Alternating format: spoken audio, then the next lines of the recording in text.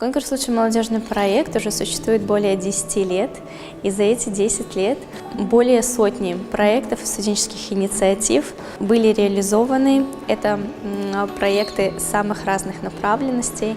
Что касается текущего года, «Лучший молодежный проект» 2019 года, на данный момент у нас подано 42 проекта, и сейчас реализуется как раз начальный этап, когда ребята представляют свои идеи перед экспертной комиссией. В экспертную комиссию входят наши многоуважаемые сотрудники Белорусского государственного университета. Председателем является Иван Иванович Янушевич. Участниками экспертной комиссии являются руководители подразделений, управления по делам культуры, управления воспитательной работы с молодежью. Университет поддерживает инициативу, поддерживает различными способами. Это и аудиторный фонд, это и человеческие ресурсы, это и помощь волонтеров, если это понадобится, в том числе и материальная поддержка. Собственно, наши студенты могут претендовать на и предлагают те суммы, которые им необходимы для реализации.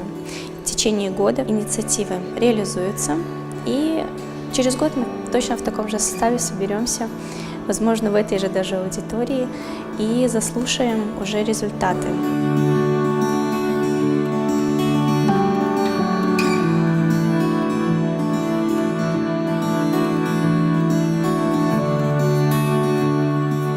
Конкурс на лучший молодежный проект является очень хорошим таким видом деятельности, потому что он позволяет реализовать различные инициативы студентов. Причем мы сейчас мы привыкли, что каких-то студентов актива, есть инициативы. Здесь любой может поучаствовать, и причем разнообразие проекта очень большое, будь то волонтерская деятельность, образовательная, какая-то специализированная, связанная со специальностью, которую получают студенты. То есть спектр очень разнообразный. Меня зовут Кристина, я руководитель проекта «Филфак детям». Это проект, направленный на помощь деткам из СОС детской деревни Боровляны. Проект разработан для того, чтобы поднять уровень грамотности детей, научить их мотивировать себя, ставить высокие цели и их достигать. Меня зовут Отрощенко Юлия Валентиновна, я являюсь одним из руководителей проекта «Грани наук». Наш проект основан на междисциплинарном подходе, то есть на решении проблем при использовании многих областей наук.